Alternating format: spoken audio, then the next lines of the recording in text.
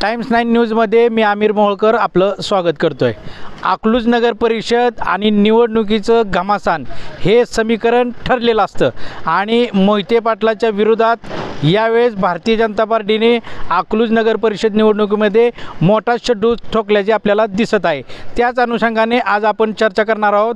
अकलूज नगर परिषदेच्या निवडणुकीकरता प्रभाग क्रमांक 7मधून अधिकृत उमेदवार असणारे भारतीय जनता पार्टीचे युवा कार्यकर्ते श्रीकांत दोरकर यांच्यासह. श्रीकांत, तुमचं टाइम्स 9मध्ये स्वागत आहे. भारतीय जनता पार्टीकडून तुम्हाला सर्वात पहिल्यांदा उमेदवारी जाहीर झालेली होती. भारतीय जनता पार्टीचे एक युवा कार्यकर्ते म्हणून तुम्ही उमेदवारी मिळवण्यात यश मिळवलं होतं. एकंदरीतपणे आता निवडणुकीचा प्रचार सुरू आहे, रणधुमाळी सुरू आहे. प्रतिसाद कसा आहे? नमस्कार, मी श्रीकांत शिवाजी दोरकर, प्रभाग क्रमांक 7. रिस्पॉन्स तर एक नंबर आहे आपल्याकडं, 100% रिस्पॉन्स आहे इथं. एकंदरीत मला सांगा की तुम्ही निवडणुकीकरता उभे आहे, तुम्हाला सगळ्यात पहिल्यांदा उमेदवारी तुमची जाहीर झाली होती. त्या संबंधित तुम्ही काय सांगाल? भारतीय जनता पार्टीचं कार्य तुमचं मोठं आहे, तुम्ही भारतीय जनता पार्टीचे युवा कार्यकर्ते आहे. टाइम्स 9च्या प्रेक्षकांना आवर्जून सांगा.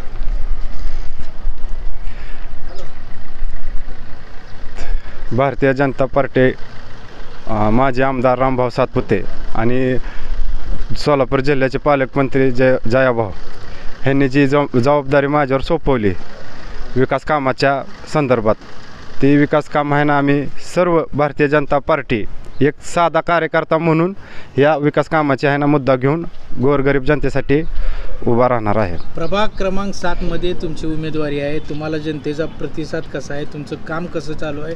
तुम्हाला जनता यावेळेस किंवा पहिल्यांदा तुम्हाला विजयी करेल असं तुम्हाला वाटतंय? 100% विजय करणार. ज्या लोकांच्या घरी आम्ही प्रचाराच्या टायमाला आम्ही जातो, लोकांच्या गाठी भेटी घेतो, जेव्हा ते लोक आम्हाला अक्षरशः म्हणजे असे अंत करण्यात आहे ना दुःख सांगते ते आम्हाला आहे ना त्यांचं दुःख बघून, त्यांच्या सगळं हे बघून आम्हाला आहे ना वाईट वाटतं. एकंदरीत माणसाला अनेक दुःख असते. प्रभाग क्रमांक 7 मध्ये जनता असं त्यांचं काय दुःख आहे ती तुमच्या बरोबर शेअर करते, तुम्हाला सांगते?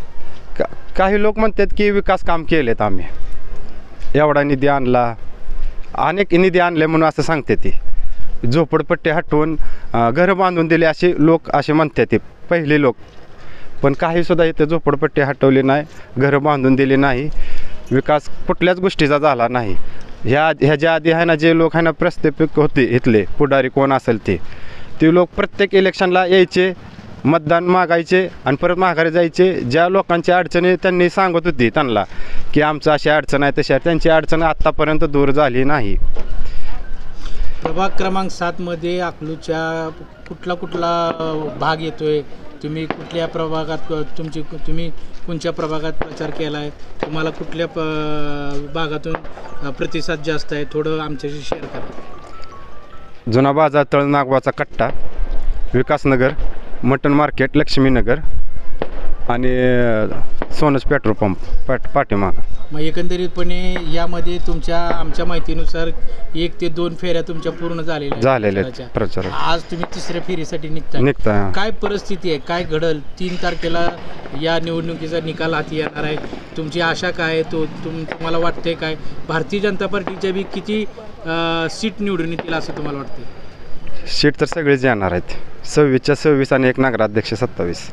म्हणजे अखंड आणि ताकद पण आम्ही लावणार. मला शेवटचा प्रश्न आहे तुम्हाला श्रीकांत. भारतीय जनता पार्टीचे एक युवा उमेदवार म्हणून तुम्ही प्रभाग क्रमांक 7 आणि तमाम अकलूजकरांना काय आवाहन करता? लोकांच्या आश्वासनाला बळी पडू नका. जे लोक पहिल्यापासून आत्ता पण म्हणतात की आम्ही हे करू ते करू, पण भारतीय जनता पार्टी असा पक्ष आहे, एकदा शब्द दिला की ती शब्द पूर्णपणे आहे ना पाळणार. आणि विचार करून मतदान करा भाजपला.